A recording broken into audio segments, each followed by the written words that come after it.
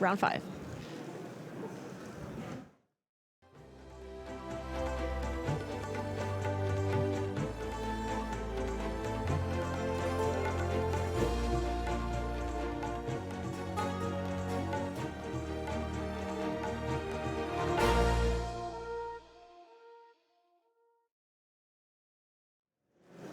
Hello, everyone, and welcome back to coverage of GP Denver. I'm Gabby Sparks, joined today by Luis Scott Vargas, and here we're going to have Pascal Maynard versus Michael Direxo. We're going to see, let's see what we got Looks here. like a pretty classic matchup on one side with black-green in the hands of Michael Direxo, but Pascal Maynard, despite his start that looks like a blue-white deck, he's actually got a kind of interesting twist on your standard blue-white flash list. Do tell. So he's got 4 copies of Glint Nest Crane, Okay. which can pick up his Pilgrim's Eyes, his Smuggler's Copters, or Sky Sovereign. Plus, he's got 4 Panharmonicons. Okay. So he's trying to combine Panharmonicon with a lot of creatures with Enter the Battlefield abilities, like Cloud Blazer, 4 Cloud Blazers, Eldrazi Displacer, Thought Not Seer. So there's a lot of sweet stuff going on in Pascal's deck list here. Is Panharmonicon too cute? I feel like this is the one card that people just really want to make work out, but how good is it? Well, it's like Metallurgic Summonings. It's a card that you play, this time on turn 4 instead of 5 maybe, but it doesn't affect the board. You cast Panharmonicon and you say go, and you did not advance your board. The upside of Panharmonicon is also pretty big, though. If you copy a Cloud Blazer or a Drowner of Hope Enter the Battlefield ability, all of a sudden you end up in a spot where you've quite stabilized. Sky Sovereign has a deal 3 trigger that gets copied. So there's a lot going on with Panharmonicon in this deck list. All right, so Michael with that Transgress, and the gig is up. Now he gets to see what exactly Pascal is playing, and here he sees a Panharmonicon too. And it's interesting. Panharmonicon is one of those cards where if you don't know what Pascal's playing, you think he's just playing Blue-White Flash. You put a Thraben Inspector and right, and then you Transgress in Panharmonicon. And you see that Panharmonicon, and if I was Michael, having not known anything else about Pascal's deck, I would guess that he has Cloud Blazer in his deck, for example. I would guess that he has a lot of cards that are, focused because of that Panharmonicon. That's not a card you add idly to your deck. So he got a lot of information out of that Transgress. So Thraben Inspector getting in the Smuggler's Copter. Attacking for 3, and also gets to loot. Pascal's a little heavy on lands, but Smuggler's Copter, that's a perfect card for fixing that situation. Yeah, and here he's able to discard that island. And also pick away at Michael's life total. So to talk a little about Michael's deck list, he's got a mid-rangey black-green deck, which is something we've seen before, we'll see again, but some of the choices that stand out are 3 copies of Mind Rack Demon. Okay. So he's leaning on Delirium by casting these Mind Rack Demons, which also gives him a pretty big mid-range threat, and he's got Tireless Tracker. So this is a slightly more creature-based version than some that we'll see that have maybe more copies of Murder and Ruinous Path than this, where Michael just has 1 of each. How do you like Mind Rack Demon in this format? In this matchup particularly, it actually seems pretty good because Pascal's got a lot of cheap flyers and cards that it can stop. In general, it's a little soft to Reflector Mage. That's always been Mind Rack Demon's bane. Sure. And against a control deck, it really depends on what removal suite they're using. So Michael only gets to use half his mana there with a Grim Flayer. Could potentially have something else in hand. Let's get passed back to Pascal. Pascal was able to add a Smuggler's Copter in his last turn as well. And Pascal really wanted to draw a 4 here because he would be able to crew both Copters, but instead his hand is 2 5-drops, is the Sky Sovereign and a Cloud Blazer. So this would be the perfect turn to play Panharmonicon.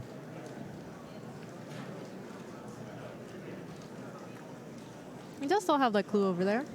Yeah, Pascal That's a possible option. can take a look, see what the top card of his deck is, and then if it's a cheap creature, if it's a Glint Nest Crane, that'd be so perfect, or maybe another Thraben Inspector. And Pascal, I think, thinking about those possibilities.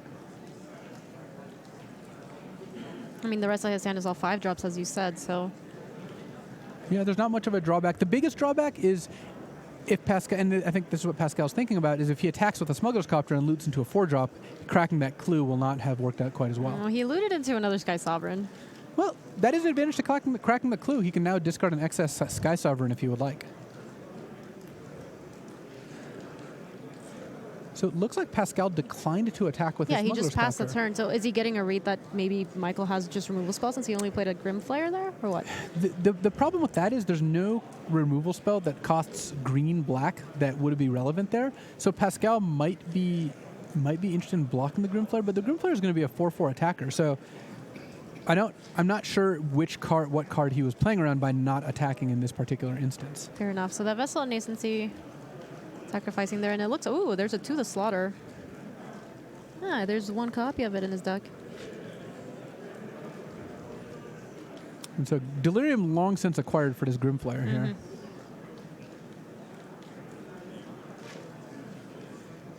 See what Michael chooses to get back.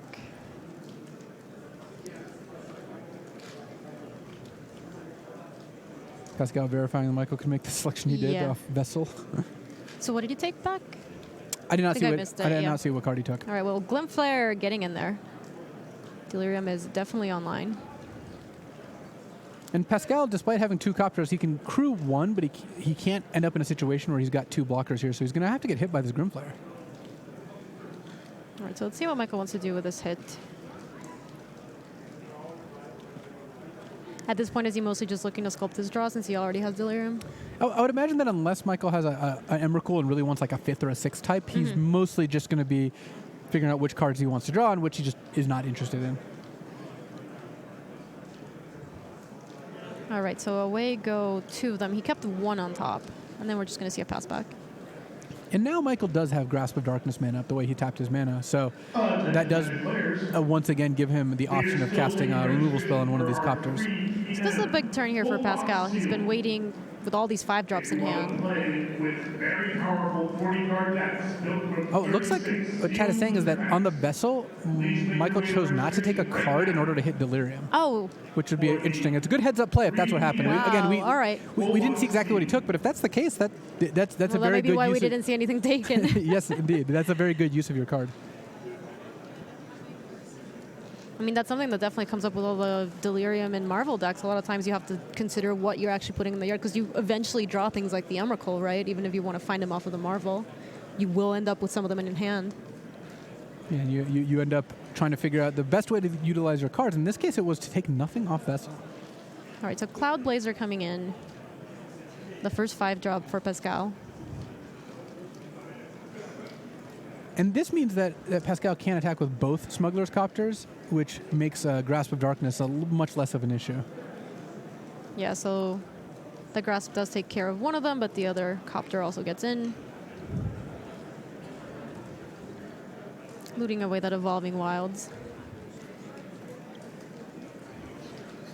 And Pascal keeping multiple copies of Sky Sovereign, so backup Sky Sovereign is always nice, I suppose. Even though as a legendary 5-drop, I would imagine it's near the top of his list to discard, but the 6th land is not really doing him much either. He drew into it at some point, and he's had a lot of lands this game. Speaking of mana bases, Pascal has 1 Wastes in his deck. He has 4 Evolving Wilds because he wants to enable his Thought-Knot Seers and Eldrazi Displacers. Oh, that's pretty cool. I haven't seen a Wastes in play for quite some time. That's a waste. All right, so Ishkana making an appearance here for Michael. Delirium is definitely online. She brings along a couple spiders. All right, so this is the first Sky Sovereign. Not the best target, just taking down 1 little spider. Not even Inspector to follow up. But the Sky Sovereign is going to start taking bigger bites out, and this is why having the backup Sky Sovereign is actually pretty useful, because it might be that Pascal trades the first one for the Ishkana, essentially, depending on what else Michael has, at which point the backup Sky Sovereign, that's where the real money is.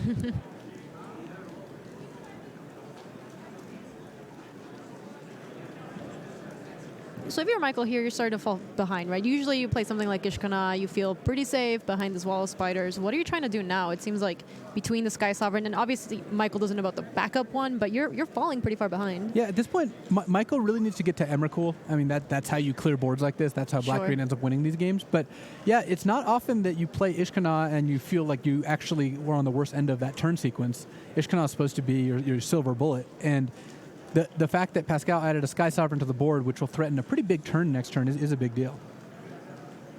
Well, that Vessel of Nascency would have been a good shot to find an Emrakul, but it's not there. There is an Ishkana in there as well, a couple of Lilianas. Yep. Black-Green really has a lot of legendary cards. Between Ishkana, Liliana, I guess the Emrakul legendary aspect does not come up very often.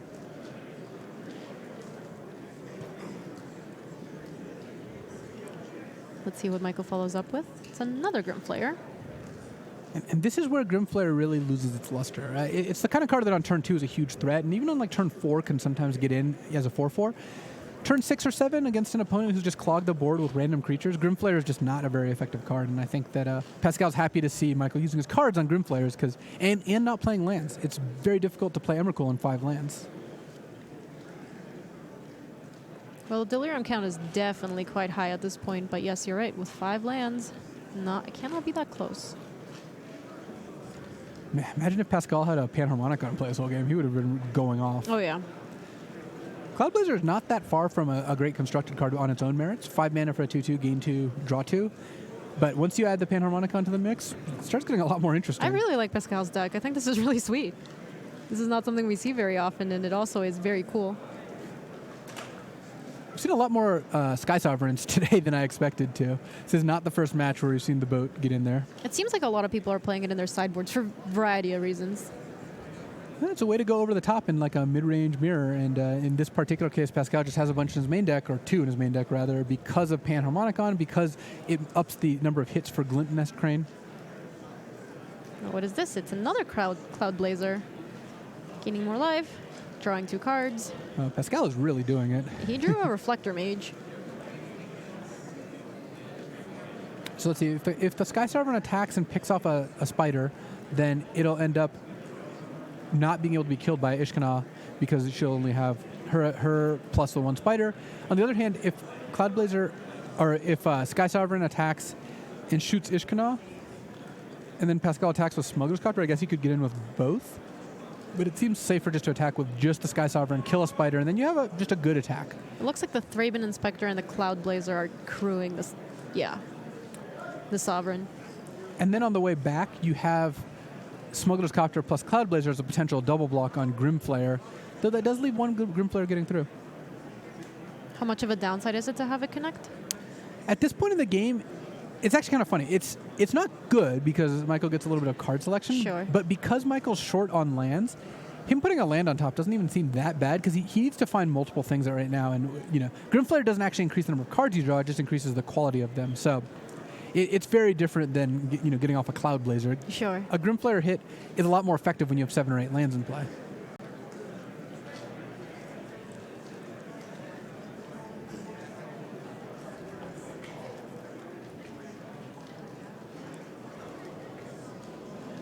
One good thing for Michael as well is if he attacks with 2 Grimflayers and Pascal does make a double block, then a removal spell puts Michael in a pretty good shape. But he does risk dying to Pascal's army of flyers, depending on what Pascal does next turn. Oh, but Traverse the Ulvenwald, and Delirium is definitely online. Yeah, get in there, hissing Quackfire. So what do you make of that if you're Pascal? Basically, my spider senses, which is funny because Pascal's on the other side of the spider matchup, is Emrakul number 1 and something like Noxious Gearhulk number 2. Like, why would you need a 6th land? And you don't mind a tap land, so you're not playing anything right now. Right. Emrakul is really the card that's screaming out, and I believe Michael's got an Emrakul in hand. All right, so the 2 Grimflayers are getting in there. Let's see what kind of blocks Pascal wants to line up. Actually, crewing Copter with Cloud Blazer leaves Thraben Inspector plus Smuggler's Copter as a double block on Grimflayer, and that works out pretty nicely if Michael does not have a removal spell. If it does, it's kind of disastrous. It looks like Pascal's letting both of them through. And one reason that actually isn't as bad as it may sound is that the double Grimflayer trigger is really not twice as good as 1, because if you leave a card on top, so you look at 3, you leave 1 on top but 2 on the bottom, then you look at 3 again, and you still have that 1 card you want on top. It didn't change that. Maybe you find a slightly better one, but sure. It's not nearly as good as if you got to look at 6 and leave 1 on the bottom, because it's 3 put back, 3 put back. To be fair, it is also a lot of damage. Yeah, at this point in the game. The 8 damage puts Pascal, dead to maybe the next swing, but part of the reason Pascal wants to keep his Copter back is he's trying to set up lethal. He might actually be able to. So if he picks off Ishkana token and then attacks with the Sky Sovereign, Ishkana blocks Sky Sovereign, and then Pascal would have lethal if not for that Liliana. Mm-hmm. So Liliana ticks up, targeting the Cloud Blazer. Let's see what he draws. It's another Cloud Blazer. So the cards keep flowing here for Pascal. You can also play another Sky Sovereign and just deal the 3 and then let it die from Legend Rule. So let's say, well, that doesn't actually change how many blockers Michael has, so that's not quite relevant. Because so Pascal's basically a little short of dealing lethal here if he needs to play something to the board, but of course. Yep, Reflector Mage, bouncing that Ishkana. Yeah, and that was the perfect play, because that removed the biggest blocker and offered something to crew Sky Sovereign.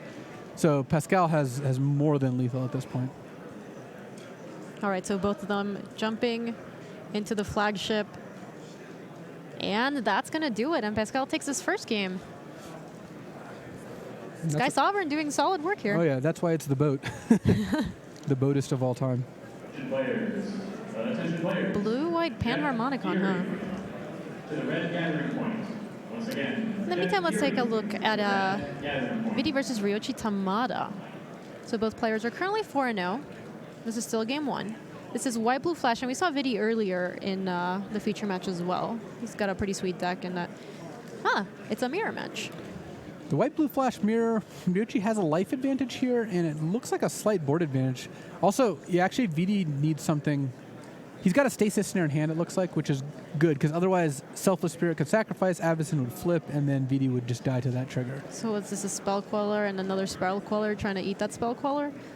So what I believe happened based on what Ryoichi has tapped is he played Selfless Spirit, Vidi played Spell Queller, now Ryoichi is playing his own Spell Queller, which presumably means that Spell Queller eats Spell Queller, and so Spell Queller can't Spell Queller the Selfless Spirit.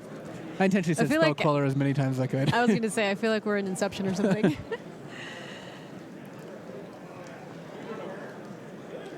All right, yeah, so they're lining it up, so there you go. And moving all the other creatures to the side. So it looks like Vidi has a Stasis Snare in hand. And if he didn't have that, then he would be in a lot of trouble against this Avacyn, but he's going to be able to Stasis Snare Avacyn. It looks like he's got a Westvale Abbey Cultist would be the token next to those Raven Inspectors.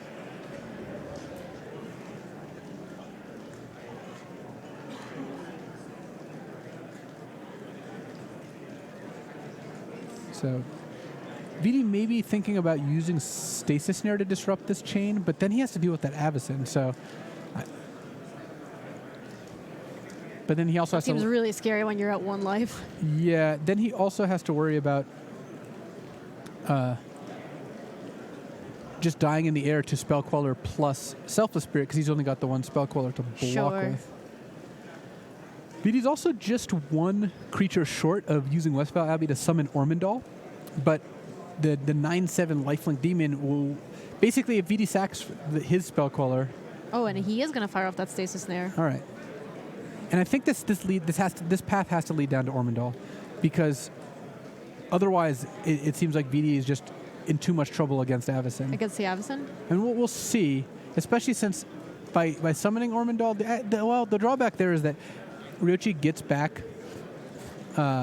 Selfless Spirit, and Selfless Spirit does a very good job of foiling Ormondal because you can sacrifice it so you don't gain a life. Mm-hmm.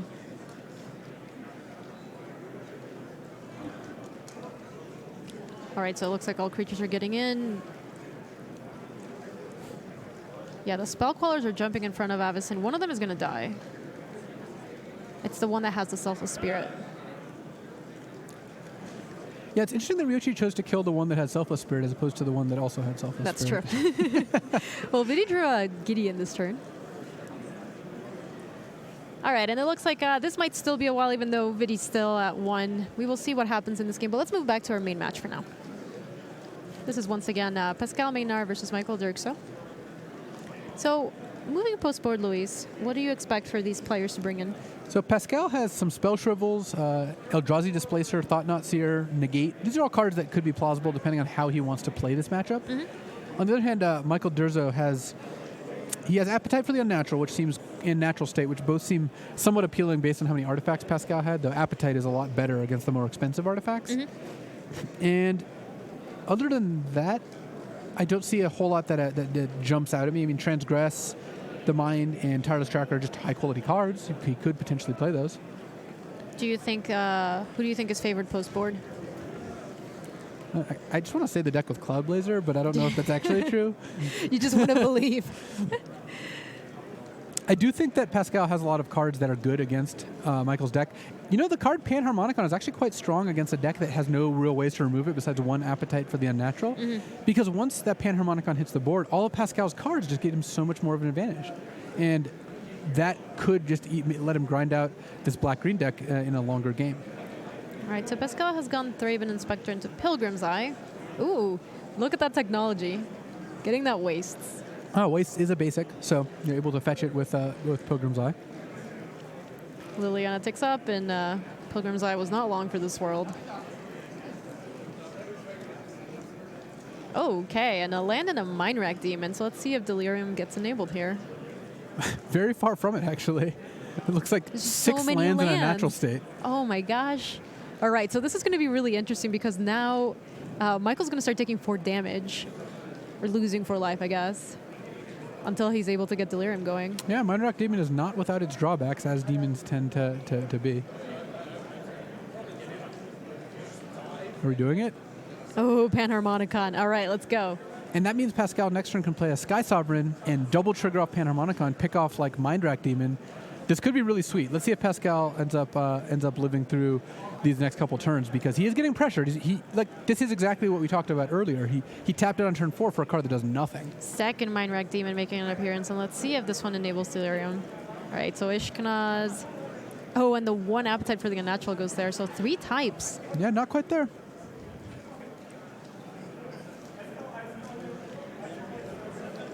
Liliana taking up. Oh, taking down. All right. Another instant, another creature. Wow. Michael cannot hit. He's going to lose 8 life to these Mind Rack Demons if they live on to his next upkeep. Is there any consideration for Pascal not to kill it with a Sky Sovereign? I could see Pascal just picking off Grimflare and then letting Michael suffer, but the Grimflare actually may end up hitting Delirium. Michael's going to look at more cards. Oh, he finally got there. All right, that looks like I traversed the Ulvenwald. I wanted to see a Mind Rack Demon fueled kill, but I guess I'll have to settle for some Panharmonicon action. That would have been exciting. Oh, wow. Reflector Mage? Pascal could just set Michael's board back significantly here. The mana-efficient Monger in me really wants to play a 5-drop this turn and then set up a turn of 2 3-drops on turn 6, but we'll see what Pascal's hand looks like. He might not be able to do that. We know he has that Waste in hand, but he might not have another untapped land. I think there's an Evolving Wild somewhere in there. So we could play Sky Sovereign this turn. It looks like he has multiple Evolving Wilds. Actually, he's not looking so hot right now. So he is going to go with a 3-drop. All right. Reflector Mage. And 2 triggers thanks to that Panharmonicon. And Michael's board is looking much worse now. So Panharmonicon was a 1-turn delayed Reflector Mage so far. I don't keep track of what it does this game. All right. I like that. It's an extra unsummon. It's an extra bounce spell so far. We'll see what ends up happening on the next turn. Mind Rack Demon connecting once more, and the Nishkana makes an appearance as well. All right, Michael upping the pressure significantly here. Liliana takes up, targeting that Reflector Mage.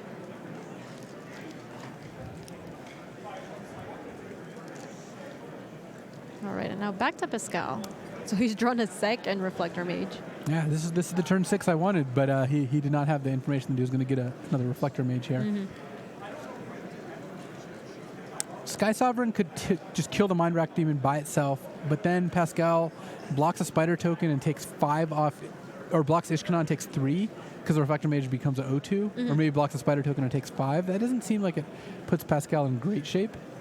But I think he really has incentive to not play Sky Sovereign until he can also crew it in the same turn as a potential blocker.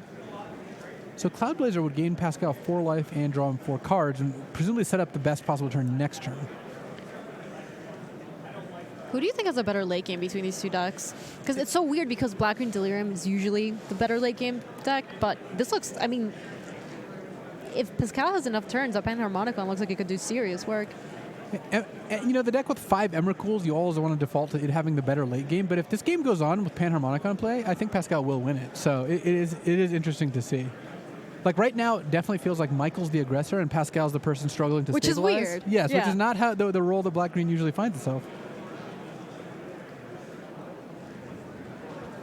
So if Pascal plays Cloud Blazer, he can chump Mind Rack Demon. He does trample, so it doesn't do that much. He can chump Ishkana and take 7, or block a Spider, take 6, falling to 6 after the 4 life gain. But because the 4 cards should give Pascal a pretty good shot of playing Reflector Mage plus another thing the turn after.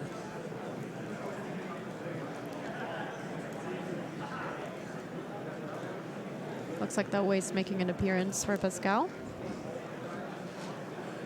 Maybe.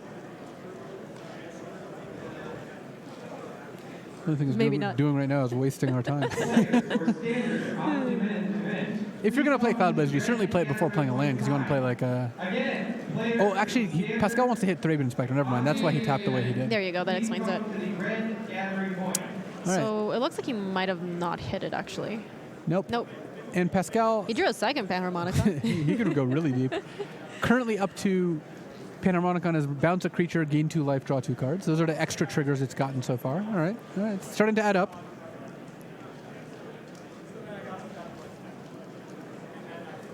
You see Cloud Blazer, best BFFs with Panharmonicon.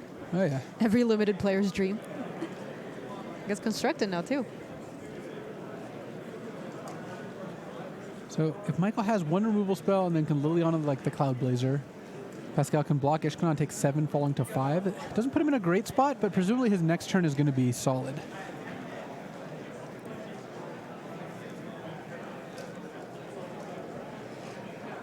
So on 7 mana, it might be good just to play Panharmonicon, play Reflector Mage, and bounce 3 things.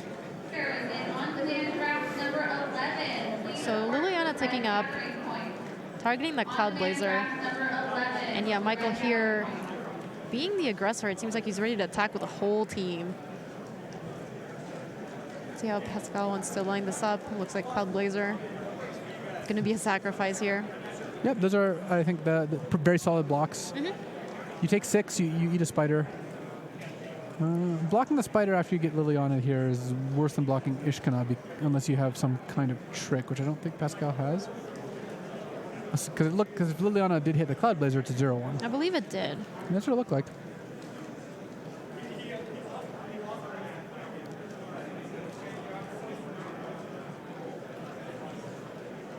That could cost Pascal an extra 2 points of life if this is what he does. So that Cloud Blazer should be dead. It looks like he may have just not... Yeah, I think this might have been a bit of a misstep. Yeah, okay, so he did block yeah. the 1/2 Spider. And that's going to cost him 2 life. Look, you can't blame Panharmonicon for that. It's not Panharmonicon's fault. Panharmonicon's great. Looks like Michael sided and picked the brain. I guess more disruption against Pascal's deck full of 5-drops. And a Traverse the Ulvenwald, too. Ooh, that's a good follow-up. This is a great follow-up. It's a good follow-up. Look, he's going on a lovely stroll in Ulvenwald. We'll see what we find. It's probably pretty exciting. All right, it's a great follow-up. See, there you go. It's a number cool. Yeah, that's actually a pretty good backup plan. So even if Pascal manages to stabilize here, Emrakul is kind of like lurking and waiting in the wings, maybe getting cast next turn.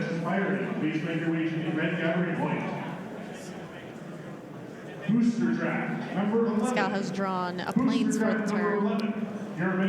So Panharmonicon plus triple Reflector Mage would clear the board. It would leave Michael with all Ishkanaz and Reflector and Mind Rack Demons in hand.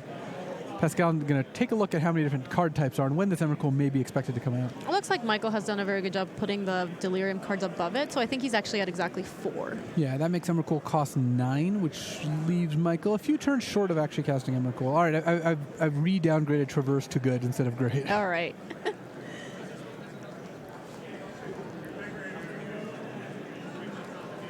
All right, so here's Panharmonicon number 2. Land to Westvale Abbey. Reflector Mage. Trigger, trigger, trigger. What? And despite bouncing Ishkana maybe not being the most fun thing you could possibly do, Pascal may end up doing that, though. Certainly the 2 demons are getting returned. It just has to decide whether he wants to bounce a Spider or Ishkana. Yeah, it looks like it's Demon, Demon, and Spider. So that 1 Spider dies, 2 Mind Rack Demons. Kind of stranded now in Michael's hand. All right, so the first Panharmonicon has represented 2 bounce spells, 2 life, and 2 cards. That's not bad. I mean, Pascal's partially behind because he took turn 4 off, but I think it's overall given him what he wanted for 4 mana, and it has implied future value. There's another Cloud Blazer. If Pascal can play that and gain 6 life and draw 6 cards, like we are off to the races at that point. Yeah, and Panharmonic on number 2 was a bounce spell so far. We'll see what else it manages to do.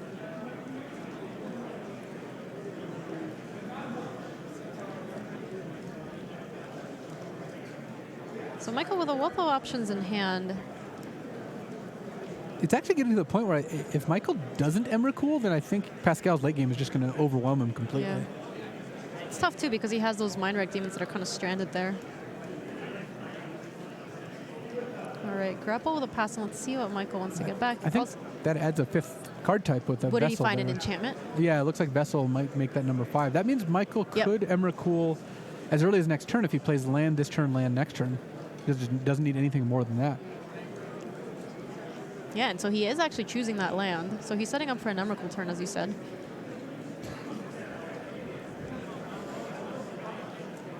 Pascal taking a look at the rest of the graveyard. If you're Pascal, are you worried at all about this Liliana or no? Not really. Liliana's like a couple turns away from ultimating, and well, or even more. Not anymore. She's taking down.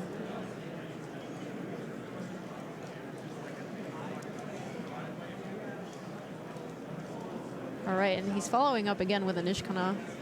Yeah, when you already have Ishkana in play, playing a 5 mana, spell that makes 3/1/2s is not quite as threatening as the first one because of the legend rule. So Ishkana, a fantastic card, one of the most dominant and impactful cards in Standard. The second copy, maybe not quite what you want when the first one's still around. I feel like oftentimes your opponents prioritize having to kill it eventually, so it is nice that you can just, jam another one, get a lot more spiders again. Part of the reason that Michael did this, though, is he wants to use that activated ability of Ishkana and maybe threaten Pascal's life total. He's got 7 mana and 5 spiders. Pascal's at 4, though I suspect that number is about to change.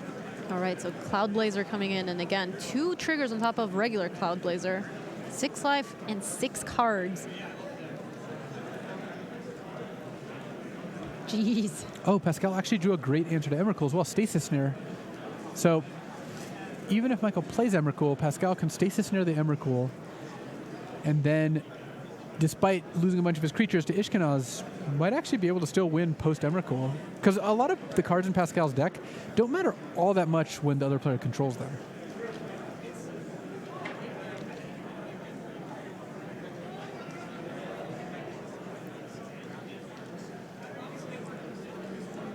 God, how many cards does Pascal have in hand? He's going to have to move to discard. Oh yeah, he looks like he's got like 10 cards in hand or something along those lines. Oh, exactly 10. That's a very good guess. I can feel you patting yourself on the back. Yeah. Well, to be fair, most of the reason I'm in the booth is because I can accurately assess how many cards are in people's hands. That's my primary role. Pascal is 7 now because he discarded the hand side. Yes. Thank you for pointing that out. All right, so let's see what Michael wants to do now.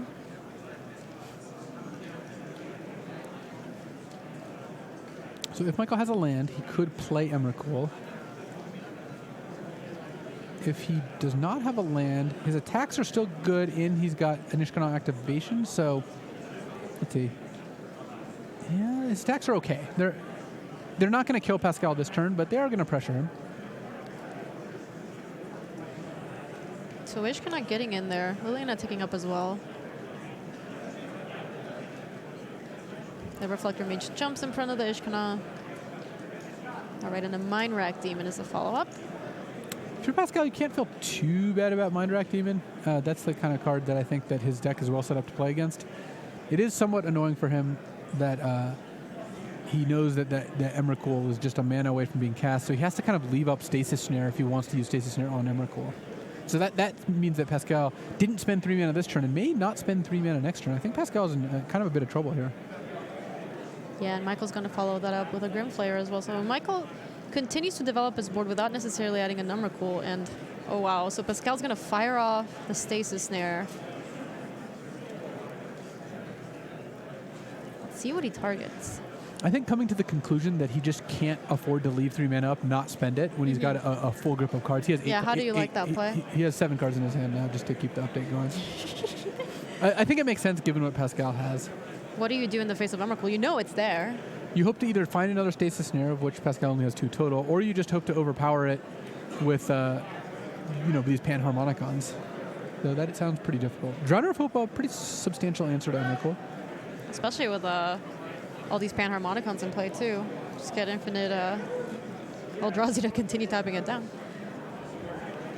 All right, so Sky Sovereign gets to shoot down one of the spiders. And thanks to being able to target Planeswalkers, they even picked off Liliana, too. 6 clues. I said, I'm not going to give Panharmonicon credit for all those clues. There's no way Pascal's making it through all 6 clues this game. So how have you liked the Panharmonicons now? They've looked pretty good. Pascal needs to hit another Cloud Blizzard. That's just his best card right now. Though Reflector Mage has some merit as well. I feel like Pascal's been very close multiple different times to dying, and then just gaining a ton of life off a Cloud Blazer was really what kind of turned things around. Yeah, and I think that... Well, the cards, obviously, but... I think he's going to continue to lean on those. Oh, Natural State getting back Ishkana? Jeez. That's problematic, especially since now Michael can drain Pascal for 7 with Ishkana. Does Michael have an all-out attack here that works? I don't think that is quite lethal, no. Wait, no, Grimflare, never mind. Yeah, that should be enough, I think. Oh, Michael also now... Oh, he just has enough for Emrakul. Yeah. All right. Pascal drawing a card there, and let's see what Pascal has to work with. So this is Michael controlling Pascal's turn. He's drawn a Smuggler's Copter for the turn. Pascal doesn't actually have that much going on, especially after a turn after drawing, 6 cards or what have you, or 2 turns after drawing 6 cards. But I think the Emrakul plus all the Ishkanal Spiders are going to make it hard enough for Pascal to win this game already. Well, it's tough because he's needed answers to both Ishkana and Emrakul at different points in this game, and getting Ishkana back with a Natural State was really important. that was really brutal for Pascal.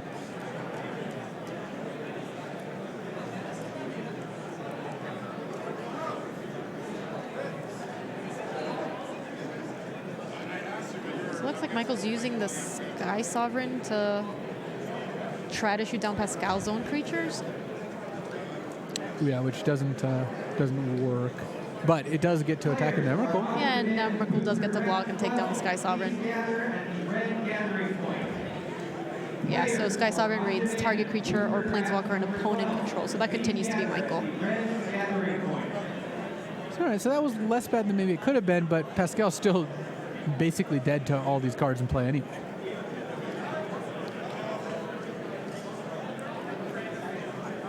So let's see what Pascal can do to mitigate the damage that Emrakul has brought. Counting the number of spiders, and yes, there are a lot.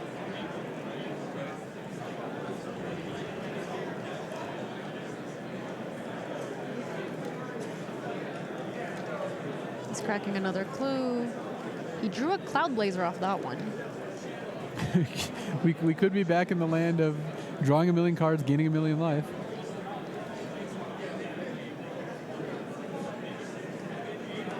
But given Emrakul, that's just going to be too given the much. Emrakul, it looks like Pascal is ready to call it there, and this is going to force a game 3 between the two of them. Here you see both Pascal and Michael.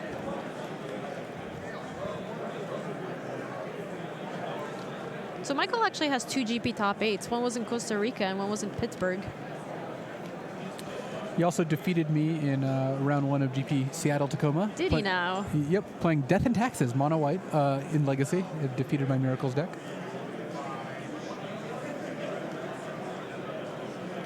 I always remember a loss. It's more challenging because I have so many of them, but... Pascal, on the other hand, 12 GP top 8s to his name, 2 wins, which was in Buenos Aires in 2015 and Mexico City also in 2015. So that was a very good year for Pascal. He also top 8'd a Pro Tour Oath of the Gatewatch last year, where I summarily dispatched him. Actually, Don't look so proud of yourself. Actually, Pascal has a really bad record against me. I think he plays great, and part of the reason we play so often is we play deep in like 3 Pro Tours now. Oh, must be nice. But I have managed to get the better of him every time. Did you actually get to take a look at that? You know, there's there's like an app that you can use to see what your lifetime is against multiple different people. Oh, is that how I can look up how I'm 0-8 against Christian Calcano over the last year? What's your record against Paul Cheon? Wasn't that one also very I think bad? I think I'm 0-3 against Paul. So. What? Yeah. 3? Yeah. In what? I've never beaten him. You've only played 3 times? Yeah. Really? Well, it's tough because you can get. Didn't you guys play locally though? Don't you Oh, end I up was only playing talking about premier level events. Oh, okay. Which is tough because I can get paired against Paul on day 1, but it's a lot harder to find him on day 2. Oh my God, you're so mean. All right, so Grimflayer making an appearance here for Michael. And that's exactly the turn he wants to play. This will help them fuel Delirium and start bashing. Couple of Evolving Wild Zero for Pascal and a Pilgrim's Eye. Let's see what this tweeters up. My guess is a land. And it's a waste. That's actually a little more spicy than the normal thing you would expect. It is. Enabling a Thought Knot Seer or Eldrazi Displacer activation. So Michael cracking the Vessel Nicency. And it looks like he's well past Delirium. It looks like he has 5 card types with 6 cards in his graveyard. Well, that's nice for him too, because he can safely take back whatever he wants without taking himself off of Delirium as well. Looks like he's taken a Mind Rack Demon. Well, Pascal has a lot of lands in hand. Wow, yeah. Yeah, he has a lot. All right, Panharmonicon. Turn 4 on the play, turn 5 Sky Sovereign. You know, do your worst.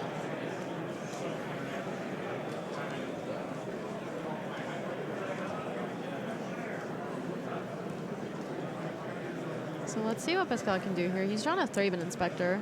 So taking this turn off, here we go. Panharmonicon. Slam. It was authority. Oh, he slammed it. He Yeah. slammed it. That wasn't a timid Panharmonicon. That wasn't a tentative, like, slide it across the table. That was a slam. Well, you registered Panharmonicon in your deck. You came prepared. Oh, yeah. Eye of the Tiger. You know, if Pascal loses the 2 games where he played a turn 4 Panharmonicon, I'm going to be very disappointed in him. Yeah. To be fair, look at all the lands he's drawn.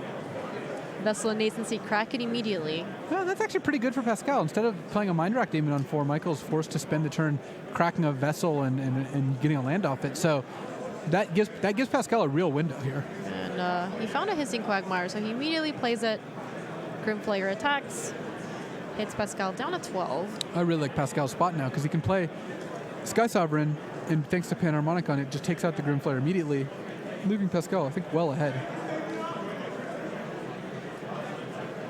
There you go. And down goes a Grimflayer, and that Pilgrim's Eye means business. It's still continuing to chip away slowly.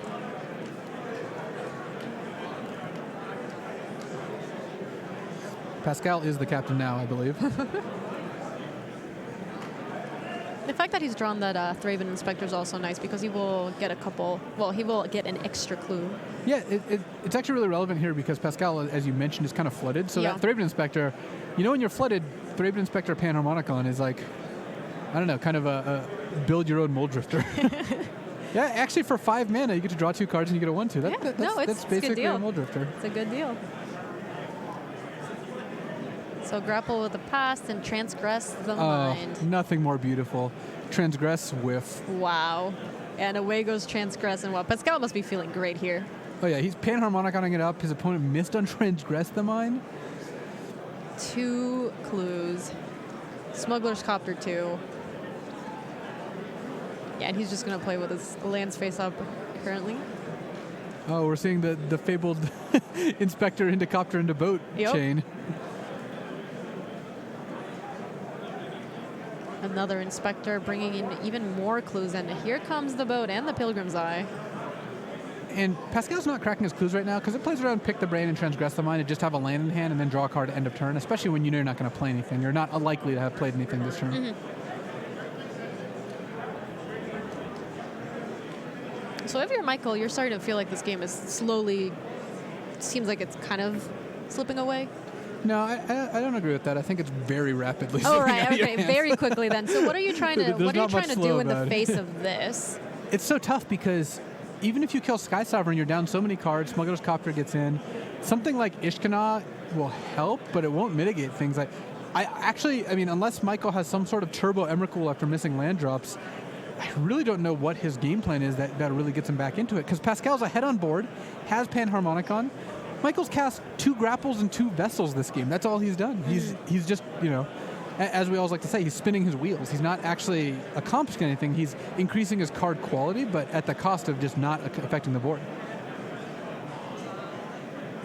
Yeah, and this grapple with the pass again gets another land for him. And Liliana makes an appearance, kills the Pilgrim's Eye. But Liliana not very good against Sky Sovereign.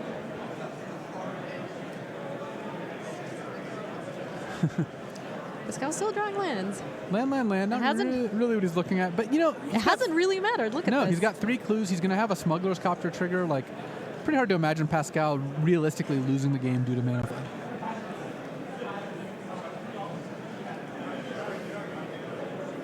It looks like Pascal was interested in cracking one of the clues. And because of his crew requirements, it's good to draw cards first. Oh, he drew a Muldrifter. Well, I guess it's not a Muldrifter, it's a Cloud Blazer, but... It's like a double Muldrifter now. Yeah. So the Panharmonicon tally so far, 2 clues, an extra 3 damage off Sky Sovereign, which let it kill a Grimflayer, 2 cards and 2 life. That sounds pretty good for 4 mana, I gotta say. And here we're seeing another chain.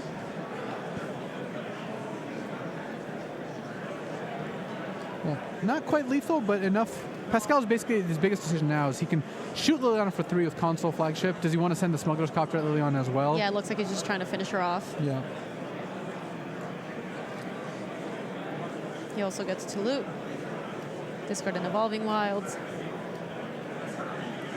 Yep, and the Copter gets to take down that Liliana.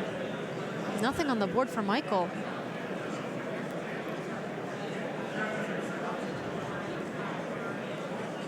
So Ishkana is the play. Bringing along some spiders as well. And that was a go of resignation. Like, I think Michael knows that it's going to be hard for him to win this Drowner game. of Hope. And yes, we immediately see a handshake there. And Pascal Maynard takes the match with blue-white Panharmonicon. Dude, I am so happy we got to see this this deck go off. I feel like that's the risk you run with something like that, is you don't actually get to set up the really, really cool draw a million cards, gain a lot of life, and do all that stuff. Make a bunch of clues. That was relevant too. All right, we have a lot more Magic coming your way.